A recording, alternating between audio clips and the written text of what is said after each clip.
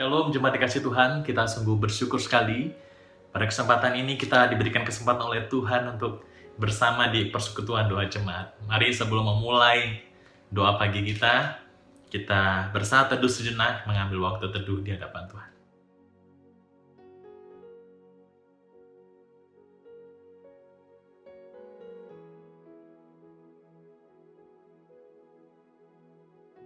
Mari kita memulai persekutuan kita dengan kita mempersiapkan hati kita dengan menaikkan pujian ini bersama-sama.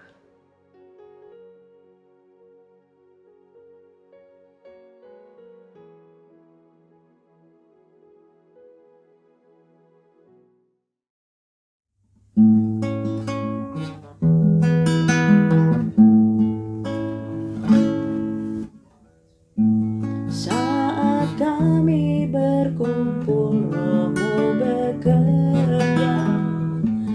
Ajar kami memuliakan nama-Mu. Kala hati kami mulai menyembah, berkat-Mu atas kami, Tuhan. Berkat-Mu atas kami. Saat kami berkumpul, Roh-Mu bekerja. Ajar kami memuliakan nama-Mu. Kala hati kami mulai menyembah, berkat-Mu atas kami, Tuhan. Berkat-Mu atas kami. Kasih Tuhan tak berkesudahan, tak habis-habisnya rahmat-Nya. Selalu baru setiap pagi, baru setiap pagi. Berkat setia-Mu, Tuhan. Besar setia-Mu.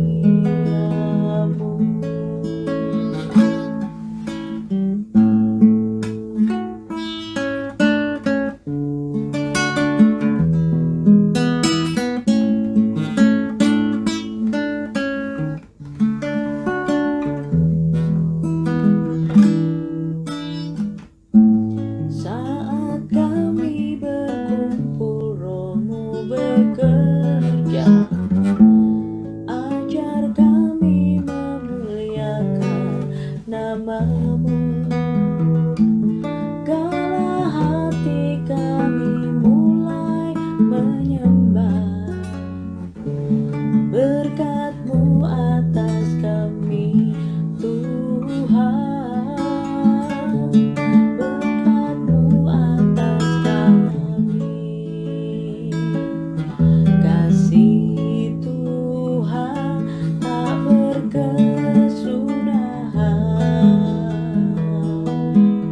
tak habis-habisnya rahmat-Nya.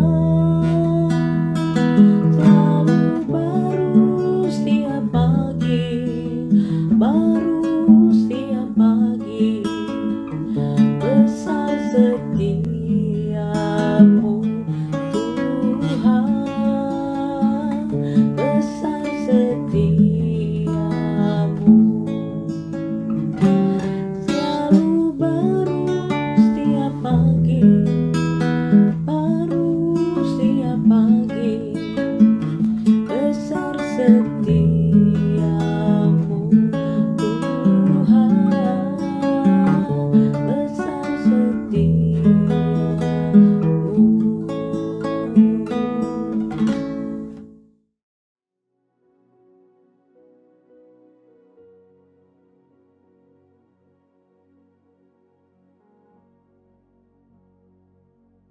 Biarlah melalui pujian yang baru saja kita naikkan kepada Tuhan, boleh mempersiapkan hati kita untuk kita boleh merenungkan firman Tuhan. Mari sebelum kita merenungkan firman Tuhan, kita berdoa terlebih dahulu.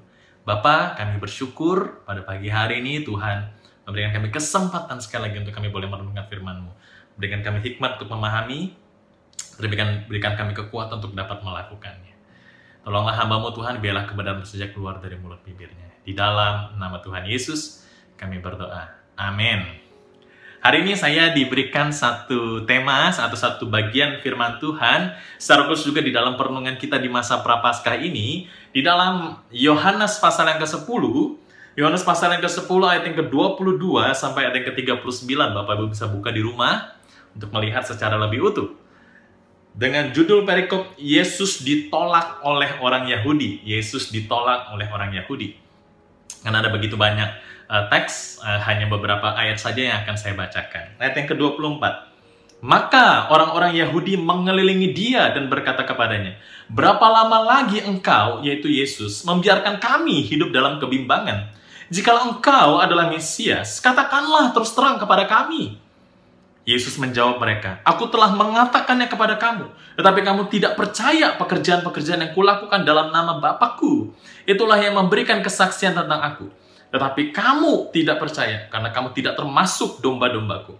Domba-dombaku mendengarkan suaraku, dan aku mengenal mereka, dan mereka mengikut aku. Dan aku memberikan hidup yang kekal kepada mereka, dan mereka pasti tidak akan binasa sampai selama-lamanya. Dan seorang pun tidak akan merebut mereka dari tanganku. Bapakku yang memberikan mereka kepadaku lebih besar daripada siapapun, dan seorang pun tidak dapat merebut mereka dari tangan Bapa. Aku dan Bapa adalah satu. Sekali lagi orang-orang Yahudi mengambil batu untuk melempari Yesus. Kata Yesus kepada mereka, banyak pekerjaan baik berasal dari Bapakku yang kuperlihatkan kepadamu. Pekerjaan manakah di antaranya yang menyebutkan kamu mau melempari aku? Jawab orang Yahudi, bukan karena suatu pekerjaan baik, maka kami mau melempari engkau, melainkan karena engkau menghujat Allah, dan karena engkau sekalipun hanya seorang manusia saja, menyamakan dirimu dengan Allah. Lalu di dalam teks-teks berikutnya, Yesus menjelaskan bahwa Tuhan dan Dia adalah satu. Bapak Ibu bisa baca di rumah masing-masing. Demikian firman Tuhan yang melandasi perenungan kita pada saat ini. Jemaat dikasih Tuhan, pada waktu ini sedang dalam musim-musim hujan, ya. Banyak dari kita juga melihat di aplikasi ramalan cuaca di dalam beberapa waktu ini. Nah, bagaimana kita tahu bahwa itu bahwa ketika kita menjalani hari kita itu akan turun hujan? Sederhana sekali. Biasanya kalau misalnya langit yang sebelumnya cerah, lalu tiba-tiba mendung dan gelap, kita pasti tahu itu adalah tandanya mau turun hujan. Karena tandanya sudah menunjukkan demikian. Adakah orang yang berani menyangkali kalau misalnya mendung, itu adalah tanda akan turunnya hujan? Entah hujannya gerimis, entah hujannya deras, tapi mendung adalah tanda hujan akan turun. Dan Bapak Ibu coba bayangkan, kalau kita memberitahu seseorang, entah anak, entah mungkin saudara kita atau teman kita, ketika langit mendung, kita berkata, nah, atau bro, atau sis, atau kawanku, bawalah payung ini, karena itu sudah mendung dan tandanya akan hujan. Lalu dia berkata, tenang, itu tidak mungkin hujan, mendung tidak berarti hujan. Lalu dia tidak mengambil payungnya. Lalu tiba-tiba hujan turun deras dan dia kebasahan.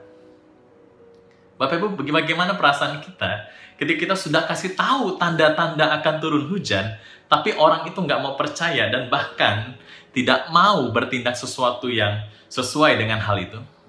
Tentu kita akan marah. Bahkan kita mungkin akan bilang, sudah dikasih tahu, kok masih ngeyel, kepala batu iki orang ini. Mendung ya tandanya hujan. Cuman kasih Tuhan, seperti itulah mungkin kekesalan yang dialami oleh Yesus. Apa maksud saya? Jemaat dikasih Tuhan, waktu itu orang-orang Yahudi itu bertanya, bukan hanya bertanya, bahkan mengeluarkan statement yang keras kepada Yesus. Orang Yahudi itu berkata, kalau engkau Mesias, katakan bahwa engkau itu Mesias kepada kami. Lalu Yesus bilang, loh, saya ini sudah kasih tahu kamu bahwa saya itu Mesias. Bahkan saya udah kasih banyak tanda bahwa saya itu adalah Mesias. Semua mujizat-mujizat yang saya tunjukkan, banyak hal yang saya kerjakan, pengajaran-pengajaran yang kuat yang Yesus berikan, bukankah itu menunjukkan bahwa dia adalah Mesias? Bahkan Yesus sendiri menyatakan bahwa dia dengan Bapa adalah satu dan dia adalah Mesias itu yang dijanjikan oleh Allah ke dalam dunia ini. Tetapi pertanyaannya, kenapa ketika Yesus menyatakan hal itu secara terang-terangan bahkan menunjukkan segala hal bahwa dia adalah Mesias, namun orang itu tetap nggak mau percaya? Sekarang Bapak Ibu bayangkan bagaimana perasaan Yesus, bukan? Perasaan Yesus pasti kesel. Mungkin mungkin Yesus tuh seperti kita, mikir nih orang kepala batu banget. Dikasih tahu, tapi tidak mau tahu. Mengerikan. Bahkan ini itu yang ngomong itu orang-orang Yahudi, Bapak Ibu. Bahkan bukan hanya orang-orang Yahudi, kalau kita membaca seluruh Alkitab secara khusus di Injil, banyak orang yang menentang Yesus itu bukan cuma orang Yahudi sembarangan, yaitu ahli Taurat dan orang Farisi. Siapa mereka? Orang yang belajar kitab suci. Orang yang tahu bahwa tandanya Mesias datang itu ini, dan ini. Dan semua digenapi di dalam diri Yesus. Bahkan waktu Yesus lahir, pertama kali orang Majus datang ke Yerusalem. Ketemu dengan Herodes. Herodes tanya sama ahli Taurat, di mana Mesias akan dilahirkan? Ahli Taurat langsung jawab, di Bethlehem, karena seperti itulah tertulis di dalam kitab para nabi. Digenapi di dalam diri Yesus. Tapi kenapa orang-orang yang sangat paham firman Tuhan, tahu bahwa Mesias itu akan menunjukkan hal ini, itu, sebagainya, ketika Yesus datang dan menunjukkan itu semua, bahkan menyatakan dengan secara gamblang dan jelas sekali kepada mereka, mereka nggak percaya. Kenapa? Itu sebuah tanda tanya besar. Dan perlu Bapak Ibu tahu bahwa orang yang paling ditentang sama Yesus di dalam Alkitab itu bukan orang berdosa, bukan penjinah, tapi yang ditentang Yesus paling besar di dalam Alkitab selama perjalanan pelayanannya adalah ahli Taurat dan orang Farisi. Orang yang justru sangat mengenal firman Tuhan. Mengerikan. Nah, kalau kita gali, apa sebenarnya? Yesus menyatakan di sini, memang kamu bukanlah domba-dombaku. Artinya memang mereka itu memang tidak dipilih oleh Tuhan. Ini adalah sebuah hal yang sangat sulit untuk kita gumuli berkenaan dengan pemilihan. Itu adalah sebuah hak Tuhan untuk memilih siapa yang memang akan diselamatkan dan yang tidak. Dan yang kedua, saya yakin bukan hanya karena mereka bukan orang pilihan. Yang kedua adalah berbicara bahwa mereka itu orang yang sangat degil hatinya, atau orang yang sangat keras hatinya, atau secara sederhana saya kasih tahu, dia adalah orang yang kepala batu. Bahkan kalau dalam bahasa rohani, mereka bisa dikatakan orang yang sombong rohaninya. Seperti orang yang sudah dikasih tahu itu akan hujan tapi dia menolak.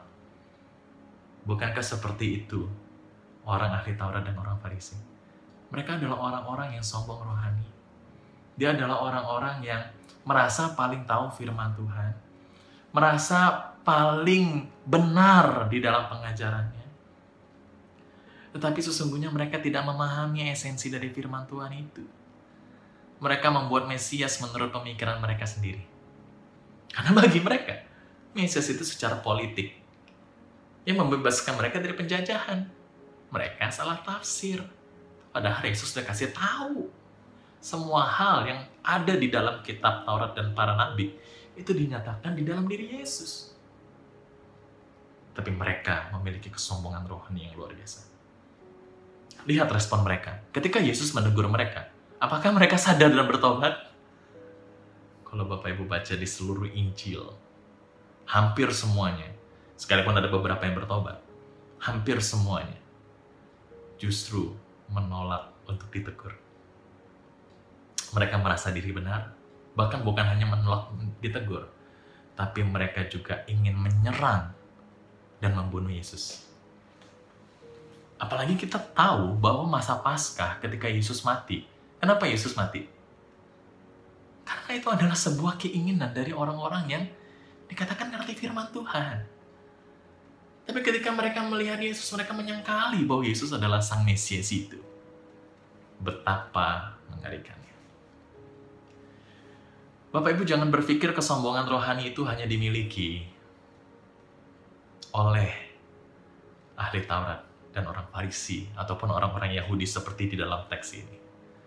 Seringkali hal itu terjadi di dalam diri kita. Apa maksudnya? Seringkali di dalam hidup kita sudah tahu banyak hal tentang kebenaran firman Tuhan. Tetapi kita menyangkali untuk mengetahuinya. Kita tahu bahwa berzina itu tidak boleh. Kita tahu bahwa berbohong itu tidak boleh. Kita tahu bahwa menyakiti pasangan kita, menyakiti anak-anak kita itu tidak boleh. Kita tahu bahwa korupsi itu tidak boleh. Kita tahu bahwa berbohong atau banyak hal-hal lain, dosa-dosa lain yang mungkin kita tahu, itu tidak boleh. Tapi pertanyaannya, tetapkah kita melakukannya?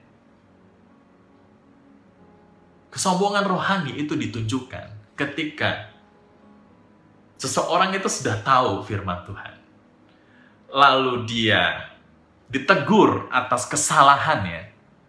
Justru orang-orang ini tidak mengaku salah. Tapi dia justru menolak untuk dikatakan salah. Orang-orang ini cenderung ngapain? Cenderung defense, Bapak Ibu. Cenderung membela dirinya, cenderung justru menyerang balik orang itu. Cenderungnya apa? Loh, saya ini lebih tahu firman Tuhan, kamu jangan macam-macam. Kamu gak usah ajarin saya. Firman Tuhan tuh dalam bagian ini juga ngomong demikian. Loh, kita tuh harus hati-hati. Ya. Kesombongan rohani itu ditunjukkan ketika kita sudah tahu salah, ditegur kesalahan kita. Kita tuh justru nggak menerima itu. Bahkan kita tuh cenderung membela diri kita sendiri. Tetap merasa diri kita paling benar. Lalu menyerang orang yang menegur kita. Padahal mungkin orang yang menegur kita itu menegur dengan kasih. Coba kita renungkan ya. Bagaimana waktu istri atau suami kita menegur baik-baik tentang firman Tuhan, tentang kehidupan kita yang bersalah. Kebiasaan dan kecenderungan kita mendengar atau justru kita tidak mau mengaku salah. Ataupun kita bahkan menyerang orang itu. Menyerang pasangan kita. Padahal maksud mereka baik. Ya sekalipun saya tahu menegur itu tetap harus dengan cara yang baik. Tetapi apakah ketika kita ditegur hati kita siap dan kita menerimanya? Ataukah kita selalu merasa diri paling benar dan tidak mau menerima hal itu? Janganlah kita menjadi orang yang kepala batu. Janganlah kita menjadi orang yang merasa diri paling benar. Janganlah kita menjadi orang yang merasa paling tahu firman Tuhan. Karena itu salah satu tandanya orang yang sombongan rohani. Kesombongan rohani akan membawa kita kepada kehancuran. Tuhan tidak suka sama orang yang sombong rohani. Ketika Tuhan sudah menyatakan firman-Nya, seharusnya kita sadar dan kita merenungkan hal itu di hadapan Tuhan. Secara khusus Bapak Ibu, hari ini kita masuk di dalam masa-masa Prapaskah. Kita akan menyelami betapa kematian Yesus di atas kayu salib yang menebus engkau dan saya dari hukuman maut ini. Pertanyaannya bagaimana dengan hati kita? Apakah kita sudah sungguh-sungguh meresapi firman Tuhan itu? Apakah kita sudah sungguh-sungguh memiliki hati yang rendah hati? Kita mau ditegur, kita mau sungguh-sungguh membaca firman, kita mau merefleksikan firman, bahkan kita mau sungguh-sungguh hati kita tertuju kepada Tuhan yang adalah Mesias yang telah menyelamatkan kita. Atau kita membiarkan masa-masa ini menjadi hari-hari biasa saja. Semua berlalu seperti biasa. Sekarang semua ada pilihan di tangan kita. Maukah kita sungguh-sungguh memiliki hati yang rendah hati? Kalau kita sungguh-sungguh rendah hati, Bapak Ibu, itu adalah tanda kita adalah murid Tuhan. Karena firman Tuhan di dalam teks itu juga berkata, jikalau engkau adalah domba-dombaku, engkau mengenal aku dan aku mengenal kamu. Mengenal di situ bukan hanya tahu Bapak Ibu, tapi memiliki hubungan yang intim dengan Tuhan. Orang yang memiliki hubungan intim dengan Tuhan, hidupnya pasti menyerupai Yesus. Maka dari itu, apakah kita sudah sungguh-sungguh menjadi murid Tuhan? Atau Justru seringkali kita memiliki atau kita melakukan orang-orang yang sombong rohani di hadapan Tuhan dan sesama. Sekarang ini adalah waktu yang tepat untuk kita merefleksikan hidup kita di hadapan Tuhan. Mari kita berdoa. Bapa, biarlah firman ini boleh menolong kami untuk sungguh-sungguh sadar bahwa sesungguhnya seringkali kami ini sombong di hadapan Tuhan dan sesama.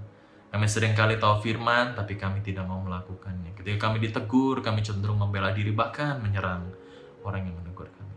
Seharusnya sebagai anak-anak Tuhan, sebagai domba-domba Tuhan, kami hidup mengenal Tuhan dan hidupnya menyerupai Tuhan Yesus. Secara khusus di dalam masa Prapaskah ini, biarlah kami menyelami kehidupan kami dan kami belajar hidup sesuai dengan kehendak Tuhan. Di dalam nama Yesus kami berdoa. Amin. Mari untuk menyambut firman Tuhan, kita menaikkan pujian ini bersama-sama.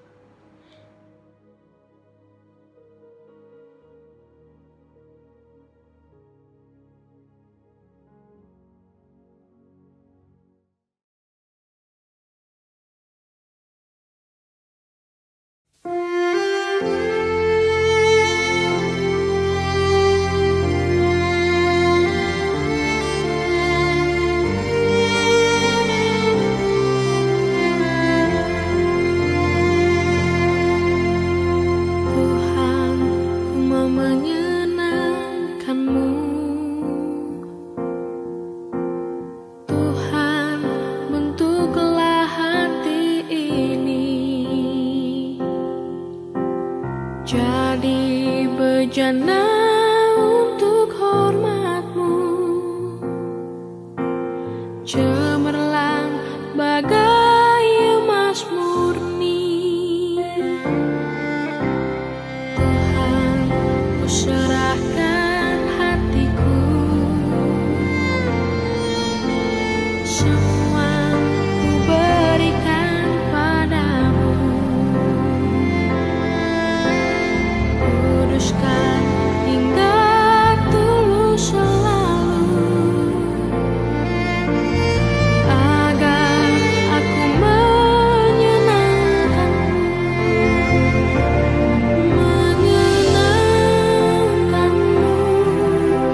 senangkanmu. Hanya itu kerinduanku,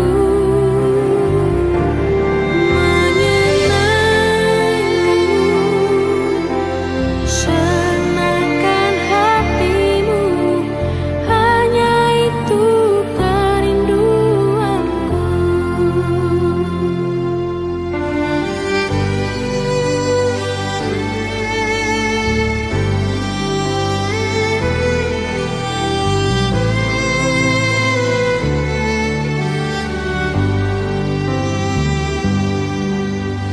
Tuhan, Ku serahkan hatiku,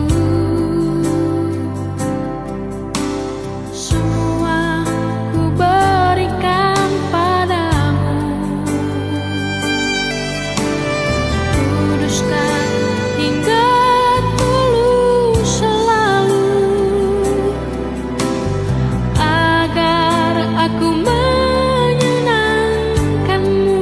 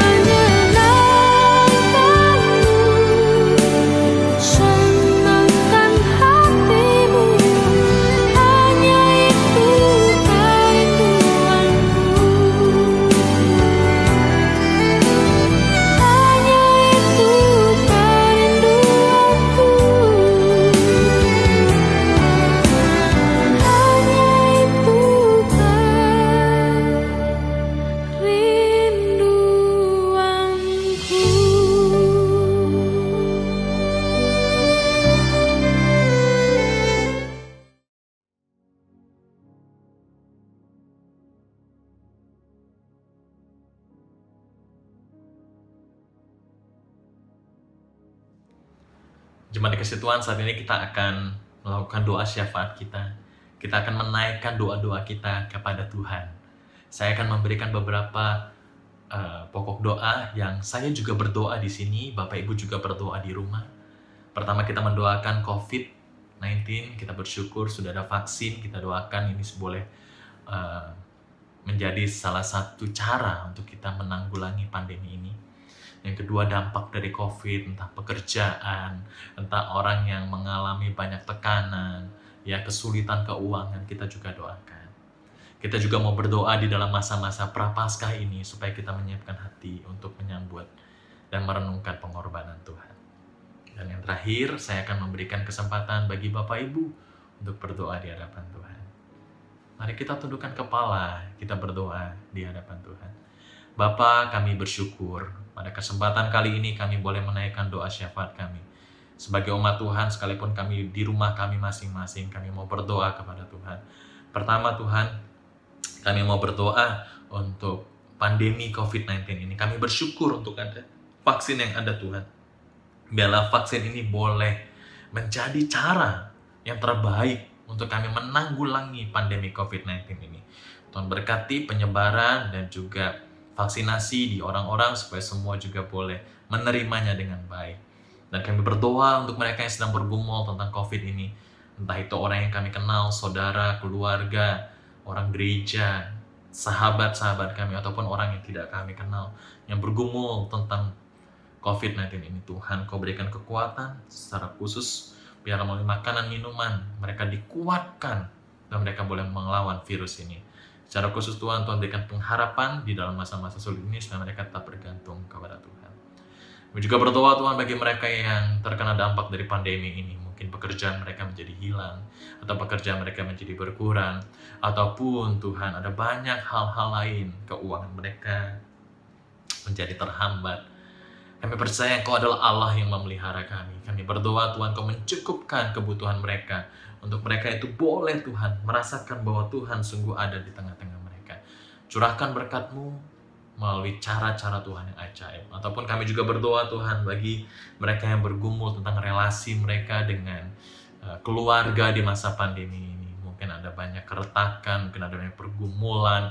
Biarlah Tuhan sendiri yang menolong dan juga memberkati. Kiranya kasih karunia Tuhan terus memelihara dan juga memeluk setiap anggota keluarga.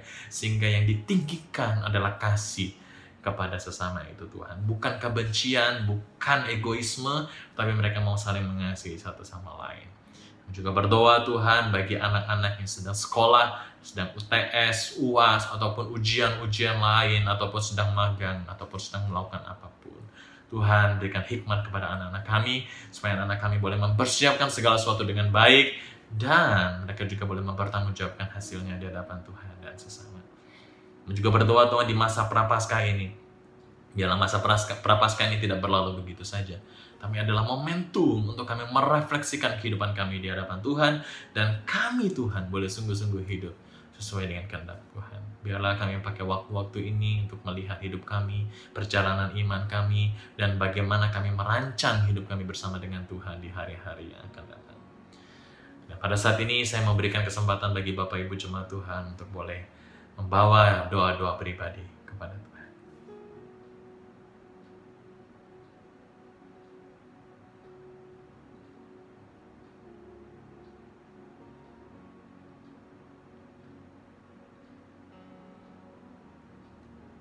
Bapa, mungkin ada banyak pergumulan yang tak terkatakan dari kami.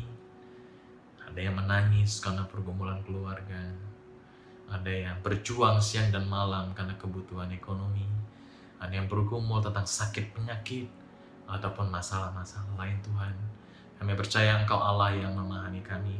Kau yang tahu segala pergumulan kami. Kiranya Tuhan Kau mendengar dan Kau terus-menerus mendampingi kami di dalam masa-masa sulit ini. Sehingga hidup kami Tuhan boleh sungguh-sungguh tetap bergantung kepada Tuhan. Karena kami percaya di tengah badai sebesar apapun, asal kami bersama dengan Tuhan, kami pasti aman. Terima kasih Tuhan, biarlah melalui pujian yang kami naikkan, doa yang kami panjatkan, firman yang kami renungkan, boleh membuat kami semakin cinta dan takut akan Tuhan. Jika sebentar kami akan mengakhiri hal ini, kami mohon berkat daripada Tuhan. Kiranya damai sejahtera Allah yang melampaui segala akal akan terus memelihara hati dan pikiran kami dalam Kristus Yesus. Janganlah takut, janganlah gentar. Teruslah hidup bergantung kepada Tuhan. Karena Yesus Kristus berjanji Dia akan menyertai kita dari sekarang sampai selama-lamanya. Amin. Tuhan Yesus memberkati. Happy weekend bagi kita.